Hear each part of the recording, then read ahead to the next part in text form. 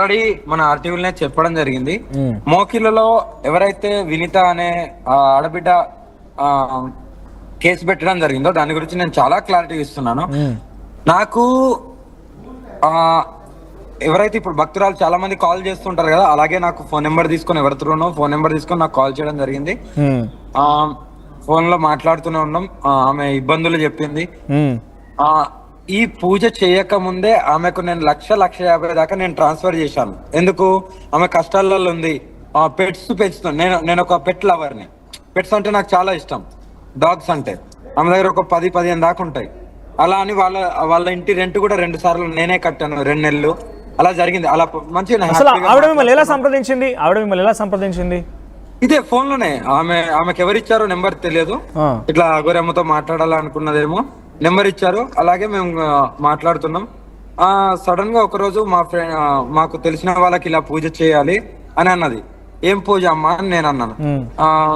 So and so అని చెప్పింది. అంటే ఇంకా కొన్ని డబ్బులు ఆగిపోయినాయి, కొద్దిగా పూజ చేయాలి అది అని అంటే నేను అన్నాను, నేను ఇప్పుడు ఆ టైంలో నేను దర్గా విషయంలో నేను పోరాడుతున్నాను కదా, నేను పోరాడుతున్నాను కదా, నేను ఇప్పుడు నాకు టైం లేదమ్మా, ఇప్పుడు నేను చేయలేను, నాకు టైం కావాలంటే లేదు కొద్దిగా చేసి పెట్టండి, కొద్దిగా చాలా ఇబ్బందులు ఉన్నాయి అది అని అంటే సరే నేను టైం చెప్తాను అప్పుడు చేద్దాంలే అమ్మా అంటే ఇక్కడనే చేద్దాము, ఇంకెక్కడెక్కడికి వద్దు, ఇప్పుడైతే ప్రజెంట్ నేను బయట రాష్ట్రాల్లో కూడా ఇప్పుడు వద్దు, మళ్ళీ రావడం అంత రెస్ట్ కూడా లేకుండా అయిపోయిందంటే లేదు ఉజ్జయిన్లో చేద్దామని అన్నది. ఆమె స్వతహాగా నేను ఇంకా అప్పటి వరకు ఎవరైతే నాకు డబ్బులు వేసారో నాకు వేసిన నా బ్యాంక్ డీటెయిల్స్ చెప్తున్నారు తప్ప ఎవరి అకౌంట్లోకి వెళ్ళి పడ్డాయి, ఎక్కడికి వెళ్ళి పడ్డాయి అది ఎందుకు చెప్పట్లేదు. ఆమె అకౌంట్లోకి వెళ్ళి పడలేదు. ఒక జడ్జి ఉన్నారు, బెంగళూరుకు చెందిన ఒక జడ్జి. ఆ జడ్జి స్వయంగా ఆయన అకౌంట్లోకి వెళ్ళి నా అకౌంట్ లో 10 lakhs వేశారు. ఇంకో 5 lakhs ఈమె వేయించుకుంది. ఎవరైతే వినిత ఉందో ఈమె 5 lakhs వేయించుకుంది. అంటే ఇప్పుడు కేసు వేసిన డైరెక్ట్ గా తన కోసం కాదు పూజ, ఇంకెవరి కోసం చేయించడం కోసం వాళ్ళు సంప్రదించింది.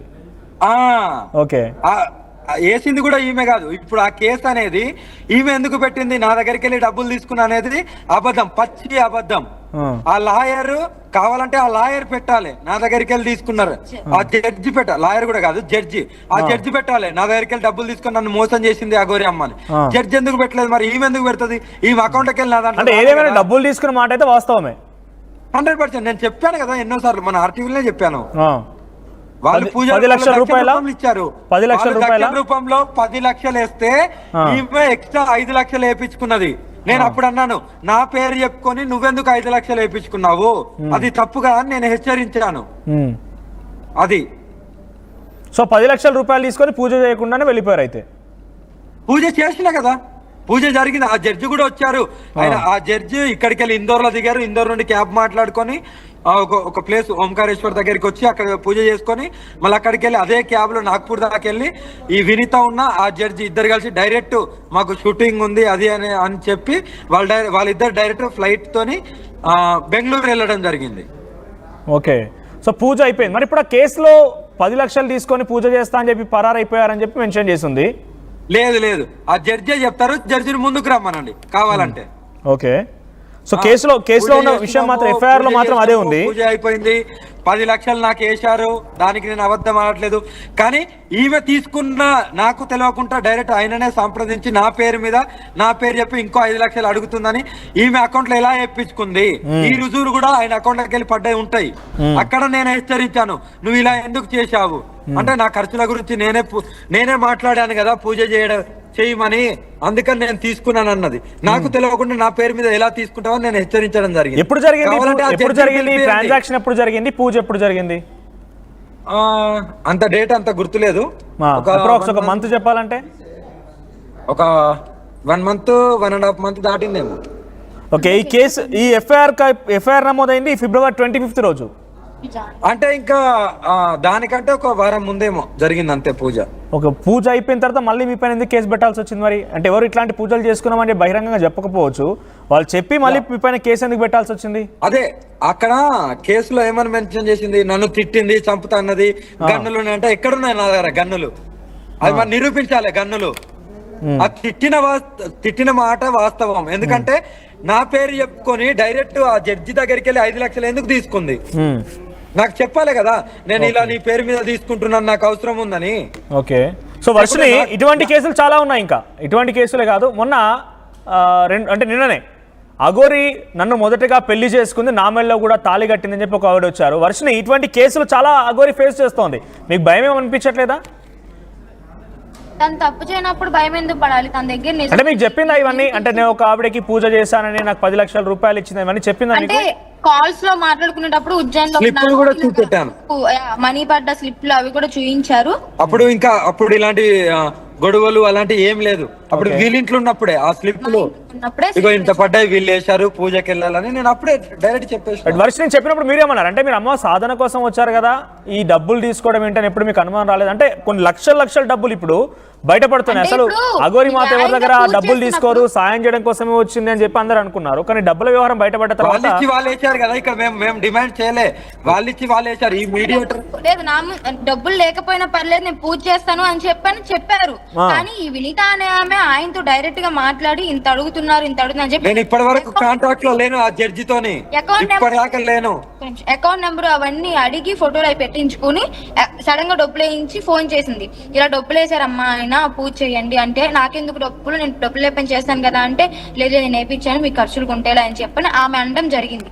మీరు విన్నారా మాటలు? సారీ, అంటే పక్కన మాట్లాడుతున్నప్పుడు నేను విన్నాను. ఓకే, సో 10 లక్షలు కూడా ఫోటోలు పెట్టింది తను, మీ అకౌంట్ లో డబ్బులు వచ్చాయి చూడండి అని. ఆ స్లిప్లు కూడా నాకు చూపించారు. ఓకే, ఈ కేసు అనే విషయం మీకు తెలుసా? ఫిబ్రవరి 25th, అంటే నాకు తెలిసి బహుశా మీరు ఇంకా అక్కడికి వెళ్ళకముందే. కేసు విషయం తెలీదు. అంటే అఘోరికి ఫోన్ రావడం, అఘోరి పైన కేసు అవడం ఎక్కడ తెలియదు అంటే వార్తల్లో చక్కర్లు కొడుతున్నాయి. ఎప్పుడైతే తెలిసింది ఇలా కేసు అయింది అని. ఓకే, సో ఇప్పుడు అంటే తనతో పాటు ట్రావెల్ చేస్తున్న టైంలో మీకు తెలిసింది కేసు అయిందని? అవును, రైట్. తెలిసినా గానీ ఇందులో భయపడడానికి ఏముంది? తనేం తప్పు చేయలేదు కదా. ఆ జడ్జిని పిలిపియండి అంటున్నాం మేము. జడ్జితో కాంటాక్ట్ డైరెక్ట్ గా ఈమెకి కూడా లేదు, ఇప్పటికి లేదు. మాట్లాడింది మొత్తం మీడియేటర్ గా ఆమె చేసింది. ఆమె 5 లక్షలు ఇంకా నా పేరు మీద తీసుకున్నది, ట్రాన్సాక్షన్స్ కూడా ఉంటాయి. సో ప్రస్తుతం వర్షిని కేసు నమోదైంది. పోలీసులు డెఫినెట్ గా కేసు సెక్షన్ నమోదు చేశారు. నిజంగా ఒక్కో సెక్షన్ చూస్తే డెఫినెట్ గా 308(1)(5), 318(1), 351(4) అంటే బిఎన్ఎస్ సెక్షన్లు ఇవన్నీ కూడా బహుశా నాకు తెలిసి సెక్షన్ల కింద చీటింగ్లు అన్నీ ఉన్నాయి. శిక్షలకు సంబంధించి కొంత మన లీగల్ అడ్వైస్ తీసుకోవాల్సి. ఇది చీటింగ్ అని మేము నేనైతే దీన్ని చీటింగ్ అని నేను అసలు పోలీసు వారికి కూడా నేను విజ్ఞప్తి చేస్తున్నాను. ఎంక్వైరీ చేయండి, ఆ జడ్జిని పిలిపియండి. ఎవరు మాట్లాడారు, ఏంటిది, ఎవరు మీడియేటరు, అసలు ఎవరేమన్నారు? వర్షిని ఇంకొకటే కాదు, ఒక నిమిషం అఘోరి గారు మీరు ఆగండి. వర్షిని చాలా వార్తలు ఈ కేసుల విషయంలో కానివ్వండి, ఇంకొక ఆవిడ కూడా వచ్చింది బయటికి, అవి కూడా మాట్లాడదాం. ఇవన్నీ విషయాల్లో అఘోరిని అరెస్ట్ చేయబోతున్నారని పెద్ద ఎత్తున ప్రచారం జరుగుతుంది. చాలా మంది కొంతమంది కూడా అంటే ఎవరైతే ఆరోపిస్తున్నారో అందరూ కూడా అఘోరిని అరెస్ట్ చేయాలని కానివ్వండి, ముఖ్యంగా కొంతమంది ట్రాన్స్జెండర్స్ కూడా బహిరంగంగా బయటకు వచ్చేసి అరెస్ట్ చేయాలంటున్నారు. నిజంగా ఒక అఘోరి అరెస్ట్ అయిపోతే వర్షిని పరిస్థితి ఏంటి మరి? మా ఇంటికాడ వెళ్ళి ఉంటుంది. అరెస్ట్ ఎందుకు అవుతుంది అసలు? అంటే వింటే ఆమె కేసు పెట్టింది, ఆమె వర్షన్ విన్నారు కానీ ఇప్పుడు ఈమె వర్షన్ కూడా ఇప్పుడు లైవ్ లో విచారించాలి. దాన్ని కూడా విచారించాల్సిందే, నిజ నిజాలు తెలిసినాకే ఈ అరెస్ట్ అనేది వస్తుంది. అప్పటి వరకు అరెస్ట్ అనేది ఎలా చేస్తారు? మీరు నిజ నిజాలు తెలుసుకోవాలన్నా కూడా అరెస్ట్ చేసి విచారిస్తామనే పేరిట పోలీసులు కస్టడీ తీసుకుంటారు. వస్తాము, అట్లా పోలీస్ వాళ్ళ నుండి కాల్ వస్తే నేనే వస్తాను. వర్షిని అడుగుతున్నా, వర్షిని మంచి హ్యాపీగా ఉన్నారు, ఇప్పటి వరకు బాగానే ఉంది. అప్పుడు ఇన్వెస్టిగేషన్ కోసం పిలుస్తారు కానీ అరెస్ట్ అని చెప్పి డైరెక్ట్ తీసుకెళ్ళడానికి వాళ్ళకు కూడా ఎటువంటి రైట్స్ ఉండవు కదా. అంటే ఇద్దరు వైపులా చూసే కదా అరెస్ట్ చేయాల్సింది. ఆమె కేసు పెట్టింది కదా అని చెప్పి సెక్షన్ లో పెట్టేసి డైరెక్ట్ తీసుకెళ్లి అరెస్ట్ చేసి జైల్లో కూర్చోబెట్టాలంటే అవ్వదు కదా. ఈ వినీతది ఏదైతే మోకెలలో జరిగిందిగా, ఇక్కడ జడ్జి వస్తేనే అన్ని నిజాలు బయటకు వస్తాయి. Okay, right. అఘోరి గారు, నిన్న మీ పైన ఒక మహిళ బయటకు వచ్చి నన్ను ముందుగా పెళ్లి చేసుకున్నాడని తాలిబొట్టు చూపించింది, గతంలో పరిచయం అని చెప్పింది, బంధువులను కూడా తీసుకొని వచ్చింది. ఏంటి మొదటి పెళ్లి తనని చేసుకున్నారని చెప్పి చెప్తోంది ఒక మహిళ బయటకు. అసలు పెళ్లే జరగలేదు, ఆమెకు ఆల్రెడీ మ్యారేజ్ అయింది, డైవర్స్ అయినా, ఆ డిప్రెషన్ లో ఉండే ఆమె నన్ను సంప్రదించింది. నాకు ఇలా విడాకులు అయినాయి, నాకు కొన్ని ఇబ్బందులు ఉన్నాయి. ఆమె ఇప్పుడు ఏది అది అడ్వకేట్ గా చేస్తుంది. నాకు ఇలా ఆర్థికంగా ఇబ్బందులు ఉన్నాయి, అమ్మ ఒక్కతే ఉన్నది, ఫ్యామిలీలో ఎవరు లేరు, కొద్దిగా కాపాడండి అమ్మా, కొద్దిగా తోడుండండి అమ్మా అంటే నేను అన్నాను, అమ్మ నేను వేరే దగ్గర ఉన్నాను, నేను బిజీగా ఉన్నాను, ఇప్పుడు ఇలాంటి ఏం మాట్లాడలేను, నా వల్ల కాదు, నేను వేరే పోరాటంలో ఉన్నానని చెప్పిన. మీకు ఎలా అప్రోచ్ అయ్యారు, మీకు పరిచయం ఎలా ఉంది? ఇదే ఫోన్లలోనే. ఓకే. ఎవరి దగ్గరికి వెళ్ళో నెంబర్, భక్తులు అనే వాళ్ళు మేము ఏదో ఒకటి అమ్మ దగ్గర చేపించుకోవాలి పూజ, అమ్మతో మాట్లాడాలంటే స్వయంగా నా నెంబర్ అయితే ఉండదు కదా, ఎవరో ఒకరి దగ్గర ఉంటది కాబట్టి సంప్రదిస్తారు. సో ఏం మాట్లాడారు మీతో, ఏం చెప్పారు మీకు? అదే చెప్తున్నా కదా, నేను మాట్లాడడం జరిగింది. సరే అమ్మా ఏదో ఒకటి చేస్తాను తల్లి, కొద్దిగా ఓపిక పట్టు, ఇప్పుడైతే నువ్వు ఏం చేస్తావు, ఆమె డెత్ దాకా అంటే మరణిస్తాను, ఇంకా నాకు ఎవరు ఏం లేదు, నాకు సర్వస్వం ఏమీ లేదు, అలా లైఫ్ అంతా పోతుంది అని చెప్పడం జరిగింది. చావద్దమ్మా, ఇలా ఉండాలి అలా ఉండాలి అని చెప్పడం జరిగింది.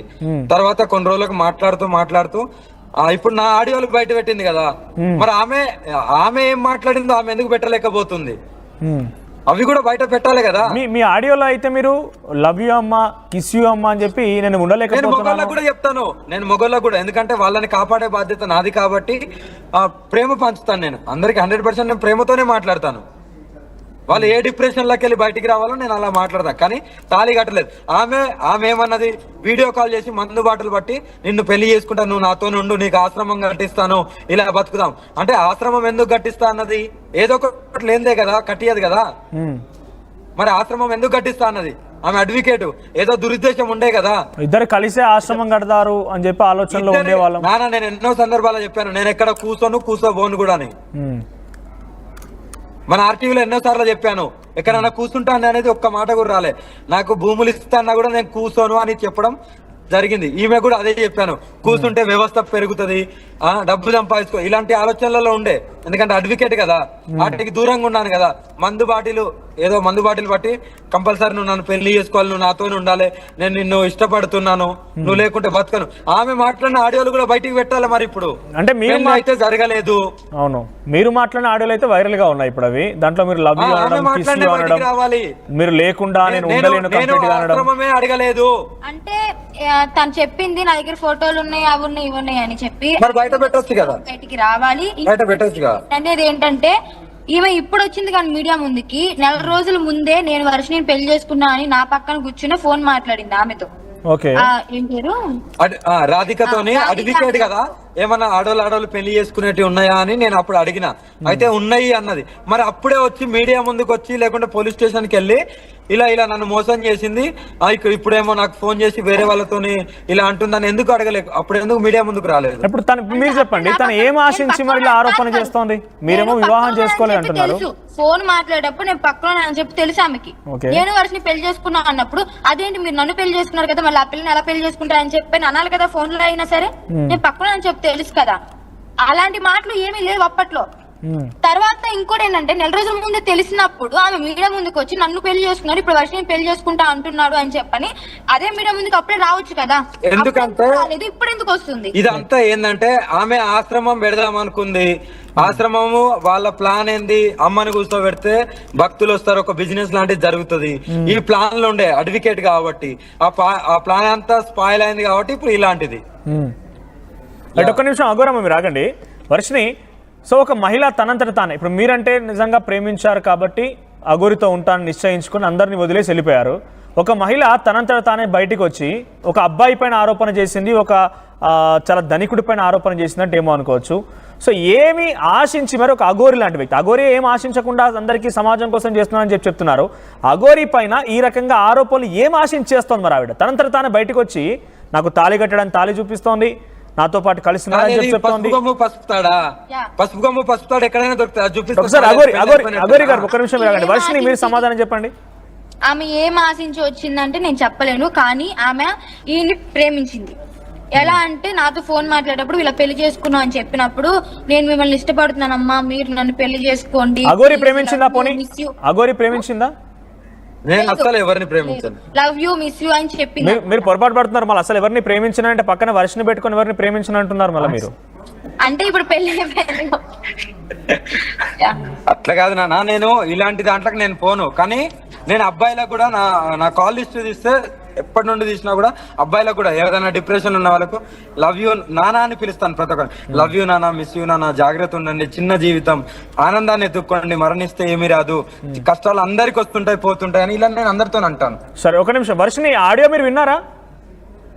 విన్నాను. ఏమనిపించింది దాంట్లో? నా హార్ట్ పెయిన్ గా ఉంది, నేను అసలు ఉండలేకపోతున్నా, నా ప్రేమ ఏంటనేది నీ దగ్గరికి వచ్చినాక తెలుస్తుంది, నిన్ను పెళ్లి చేసుకొని నీ మెడలో తాళి కట్టినాక తెలుస్తుందని ఆడియోలో మాట్లాడినట్టుగా ఉంది. ఇవన్నీ విన్న తర్వాత మీకు ఏమనిపించింది? అంటే ఇంతలా నిజంగానే మాట్లాడుతారా? విన్న తర్వాత నేను ఏం బాధించలేదు, ఎందుకంటే ఇటువైపు కూడా మనం కనుక్కోవాలి కాబట్టి తెలుసుకోకుండా గోరిని అవును వీడియో ఆపేసి నేను అడిగాను అసలు ఏం జరిగింది ఏంటి ఇలా మాట్లాడుతుంది అని చెప్పానంటే చెప్పింది.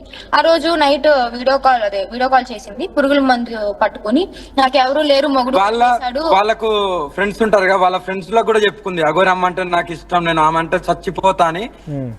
అలా వాళ్ళ ఫ్రెండ్స్ కే చెప్పుకుంది. ఒక నిమిషం వర్షిని మాట్లాడుతుంది. వర్షిని మీరు అగోరిని అడిగినప్పుడు ఏం సమాధానం చెప్పింది అగోరి?